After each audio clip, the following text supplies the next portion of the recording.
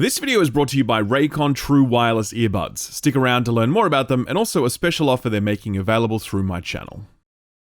Alrighty, Forspoken. You might remember this one from the time it got dunked on Twitter, where it actually got Joss Whedon trending because everyone was like, Joss Whedon ruined writing. So let me get this straight.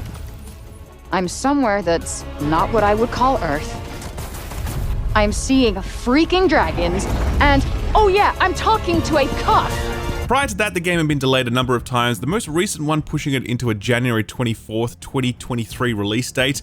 This is from Luminous, the same studio that made Final Fantasy 15, and you can absolutely tell because there's a lot of that DNA present here in Forspoken, particularly when it comes to combat and world design. Now, I got the chance to play about an hour of this. It was a specific build designed exclusively for preview purposes, so the final version of this section of the game may vary. It also didn't have any story or cutscenes in it. It was exclusively open world gameplay. Finally, I played it on the PS5, but it is also coming to PC. I'll make the point that the gameplay you're seeing is not mine. They did not permit capture at this event, and afterwards they only provided us with about 7 minutes of very cut up B-roll, which is a little unusual. Usually you'd get a solid 20 to 30 minutes of uninterrupted gameplay after these sorts of things, but yeah, this is a lot less, so apologies if you see some repeated footage throughout this video. I will say that I don't think this supplied B-roll is fully representative of my hands-on experience in two critical areas. Number one, I'm not sure that this B-roll is running on the PS5. The footage they supplied me is 4K, and it runs well. When I played the 4K mode on PS5, I had to turn it off because it did not run well.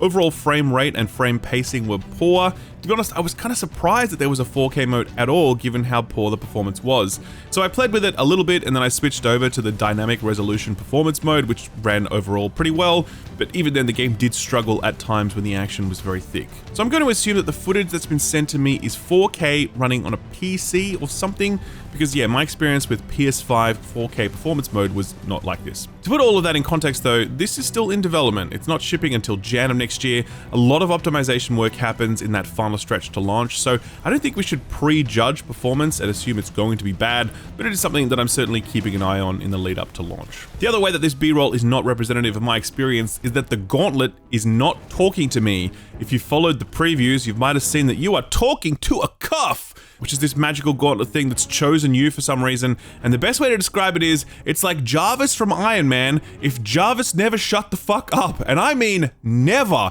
This gauntlet was constantly spamming me during my hour with the game, and it was always the most innocuous banter like, oh, that'll show him when you damage someone in combat. Or when I cast this armor spell, he'd be like, that's sure to keep the attacks at bay. And I'm like, yes, that is what armor does. You don't need to say that. It was a combination of the relentlessness of this chatter, how useless what he was saying was, and how flat all his jokes landed that made him very annoying. And I'm actually unsurprised that Square Enix have removed him in this B-roll because I'm gonna guess that everyone who played this build probably had the same feedback. But I think we also have to recognize that context matters with this stuff, and that is the point I'm gonna come back to quite a few times. Xenoblade has the same relentless, useless party banter. In fact, it's way more present, and some people hate it, some people love it, other people, like myself, just kind of accept it as a part of the franchise. But that acceptance comes because the rest of the package really works, and you're willing to overlook some annoyances. That could well happen here with Forspoken, so while this doesn't create a great impression during a preview, it may come together better in the end. A similar thing could be said of the open world design format here. So Forspoken is a JRPG. It doesn't present that way at first glance because of its characters, its art design, its writing. It all looks very Western, but you have to remember that this is made by a Japanese development team, and the last thing they made before this was Final Fantasy. It doesn't get any more JRPG than that. And you can feel that in the world design. Xenoblade is, interestingly enough, a really useful touch point here again, because Forspoken's open world mirrors that of Xenoblade. Huge, expansive horizons and skyboxes as far as the eye can see, dotted with resources to pick up, and populated with a variety of patrolling enemies whose sole function is to provide you with quest objectives or experience to feed your character progression. It's quite analogous to the world design we saw in Final Fantasy 15, but I mentioned Xenoblade because you traverse all of it on foot here, rather than in the regalia. Still one of the greatest cars in the history of video games. I suspect that many people will look at this world design and think it quite dull. It's open and it can feel empty. Its enemies just kind of stand there waiting for you to beat up on them. The resource collection stuff is pretty basic. All of that is objectively true, but again, context matters. You could level all the same criticisms at the worlds of Xenoblade, but the world, story, music, narrative, and combat all combined in such a way that you didn't mind what might be considered a fairly outdated standard open world design model. You get sucked into something bigger, and then you're just along for the ride. Perhaps the same thing happens here in Forspoken. Perhaps the characters, narrative, progression systems, and combat are all so engrossing that you can comfortably settle into that familiar JRPG-style open world grind. But if that's the case, then this demo didn't showcase it because, as I mentioned, this build didn't have any of those story elements present. The world design isn't purely that JRPG-style open world, though. It does mimic more Western open world design in its reliance on towers, map markers, and challenges. There are towers on the map that allow you to scout the surrounding area. That'll reveal nearby landmarks like a bridge guarded by a mini-boss enemy, or a castle held by hostile forces. The demo had a unique sort of checklist of objectives that won't be present in the final game, but I do suspect the actual activities I performed here will be the same. For example, that castle I mentioned earlier. I went over there and there was a combat challenge. I clicked on something and it transported me to an instance version of the castle where I had to hold the center courtyard while more and more enemies poured in. It lasted for around 5 minutes or so. It was pretty simple, pretty straightforward stuff, just allowing me to have some fun in the combat sandbox. Not the most exciting thing in and of itself, but as an option set against exploration, resource collection, boss battling, etc., it could end up being some nice pacing. One of the other things I did was that mini boss on the bridge. I rocked up, there were enemies strategically placed, and I had to make my way through them before facing off against a boss enemy. It was good because the combat in this game is good, but I'll come back to that soon. Incidentally, traversing this world is fun. You essentially hold down a button to enable what's called magic parkour, and that sends you into the leaps and bounds you see here.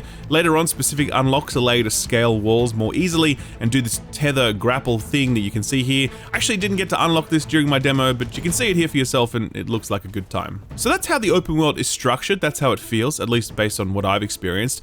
I really don't have a clear view on this yet because, like I said, so much of this depends on the wrapping. If I'm all in on this story, characters, and world, and if the combat holds up throughout the entire duration of the game, then I think this will be good. Not amazing, but good enough to keep me pushing forward to the next major character moment or progression unlock. But if some critical parts of the game don't deliver, then I don't think the open world structure or activities will be the thing that rescues it. Just before we move on from the open world design stuff, I guess I should say that this is a pretty good looking game. The open world isn't particularly detailed. I think they've scaled down some of that to support larger environments and wider vistas. But what is here looks nice. I'm more interested in the character and cityscape art design, which I didn't see a huge amount of here, but I've been paying close attention to in the trailers. This is a really interesting looking world, I think. Unsurprising given that Luminous are on this, and while Final Fantasy 15 had a lot of problems, characters and environmental art design certainly wasn't one of them. That game looked spectacular, and I really am looking forward to seeing more of what these artists have cooked up, because what little I have seen has already been really impressive. Alright, so we've spoken about technical performance, dialogue, open world design, and visuals. Let's talk now about the best part of this package, the combat.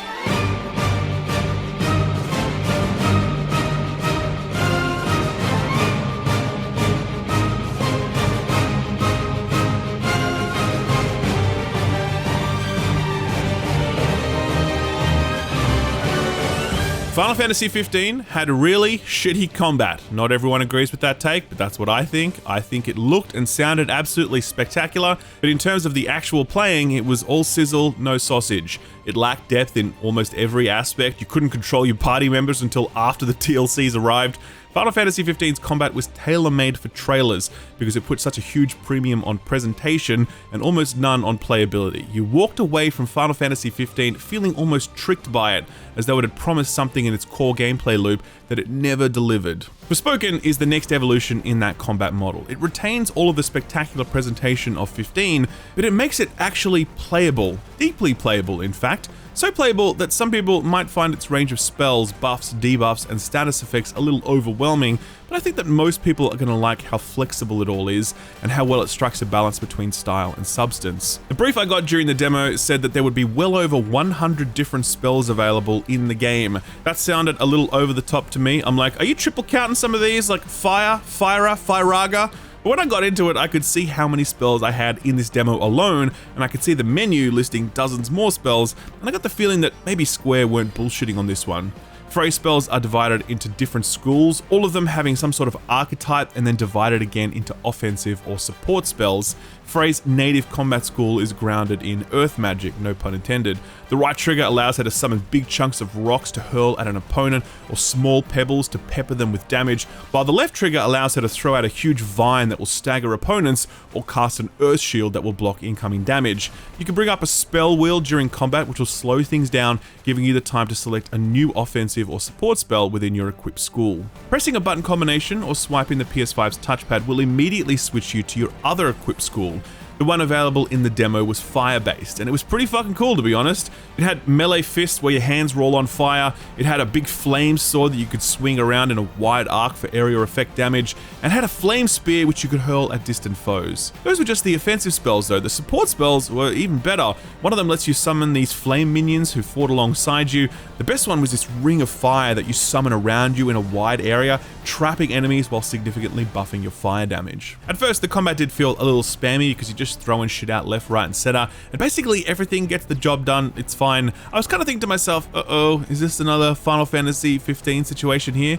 But sure enough, as I got deeper into the demo and I understood how to weave buffs, debuffs, status effects, and damage types, I came to see that there was a lot going on here under the hood, and I started to feel that sense of mastery emerge. It didn't fully click into place for me until the end of the demo though, where I fought the first proper boss enemy. Before then, everything I'd fought had kind of been fodder. It died really fast, I really didn't need to play properly to bring it down, but with the boss enemy, they had enough health to soak up a few hits, let some debuffs stack, let me properly buff myself, and when all of that fell into place, I could see that this was a combat system that was working. The boss was at the end of the demo, and at that point, I was kind of sad to put the game down because I'd seen for the first time what combat would really be like in the final game, and I was keen to experience more of that. That was a big moment for me because the open world structured the way that it is, if combat sucked, then this whole game would be a write-off. You can tell that the world design is leaning into wanting you to get into combat with enemies rather than just avoiding them, and I wanted to get into combat with enemies. How that scales or evolves into what I'm assuming is a 20 to 30 hour playthrough is anyone's guess, but for now it feels solid. On the topic of progression, there's some simple systems underpinning it all. It's a skill tree allowing you to unlock new spells and abilities, it's new cloaks you can craft to buff your core stats, and it's the ability to paint your fingernails in different ways to apply modifiers to your spells. Now I know what everyone's going to say, they're going to say, magic fingernails, that's so dumb. But come on now, is it any more ridiculous than the magic belts and magic tights that have been the staple of RPGs for decades? Fable had magic tattoos, is that any more ridiculous? No, it's not. It's all the same category of nonsense, so enchanted fingernails are perfectly fine in my book. I do think one of the hallmarks of many JRPGs is an unwieldy, expansive, often confusing progression and customization system. Think the sphere grid from Final Fantasy X. This is much closer to a straight-up action RPG. It's very simple, numbers go up, tweak some stuff here or there. I don't imagine you'll be agonizing over specific build choices or upgrade paths here. I could be wrong, all that stuff could be coming later, and I just wouldn't know it for now, but that's what I'm seeing based on this demo.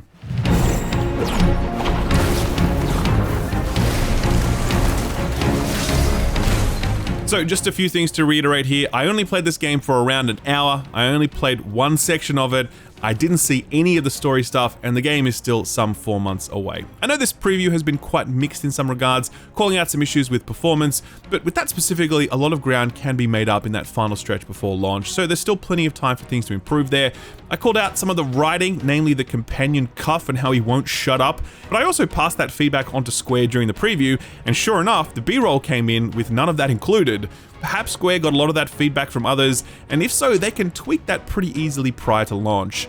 I don't have anything else to say on the story, etc., because I didn't experience it, but I will say that I'm interested in the premise and the art design, and Luminous really do know how to create beautiful environments that feel rich with history and culture. The open world design elements are, as I mentioned, where the JRPG DNA of this game is felt most, and I suspect they won't be for everyone, but if all of it exists alongside a great story, a cool world, and awesome combat, then I think people are going to look past some of the open world shortcomings just as they do in other games. And yeah, this combat is good so far, and that is the number one thing I take away from this demo. Everything else is still kind of a question mark for me, but I'm really confident that Luminous have delivered something here that feels like a response to a lot of the criticism they got with Final Fantasy 15. It still looks flashy as hell, but it's now deeper and playable. It's not just a QTE where you teleport around the battlefield for no discernible reason other than to look cool.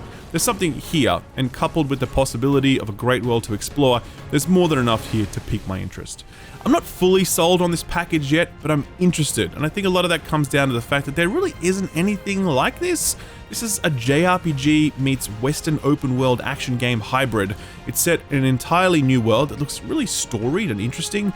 It's an isekai adventure where we don't get many of those in the world of video games, and it's got combat that you just don't see elsewhere. There are plenty of question marks about how all of this will land, but I really admire Luminous and Square for putting something new out there and taking a chance on it. I hope it all comes together, and I'll certainly be letting you know how it goes when I review the title January next year. Alright, September is here. Can you believe it? And I don't want to freak anyone out, but pretty soon it's going to be time to start thinking about presents for friends and family and co-workers and your postman. That's a life hack, by the way. Give your postman a Christmas present. It pays big dividends, trust me. The hunt for gifts can always be tricky, but you know what people always need? Earbuds. At home, at the gym, out for a walk, at work, you name it. Having a pair of earbuds handy is always going to upgrade your situation. And so you're always going to be happy to get a pair of earbuds for Christmas, right? You're probably thinking, hang on, those are expensive. Hundreds of dollars, right? Often, yes, but what if you could get a pair of high quality Bluetooth earbuds for less than half the price of other stuff on the market? Enter Raycons. I've been using Raycons for over 2 years and I've always loved them. They've always felt comfortable, sounded great, and had awesome battery life. I really never leave home without them at this point. For real, they're just part of my routine now. Pretty crazy for a set of earbuds that, as I said, are basically half the price of pretty much every other set of earbuds on the market. Raycon's newest models, the everyday earbuds, are their best ones yet, with 32 hours of battery life, a built-in microphone for calls, seamless Bluetooth pairing, more bass, 5 different color options, and a range of custom gel tips for both comfort and to ensure a nice noise isolating fit so they won't fall out of your ear. Raycons also have touch control support, allowing you to do stuff like change volume levels, skip songs, or answer calls easily, and they're sweat and water resistant, meaning they're perfect for high intensity workouts or if you ever find yourself stuck out in the rain. I'm not the only one who loves Raycons, by the way. They have over 50,000 5-star reviews, and best of all, Raycons come with free shipping and a 30-day return policy, so you don't have to take my word for it. Just try them for yourself, and if you aren't happy, you can get your money back. Easy. To get 15% off your order, visit buyraycon.com/skillup, or just click the link in the description below. Thanks Raycon for sponsoring the video, and thank you for watching it.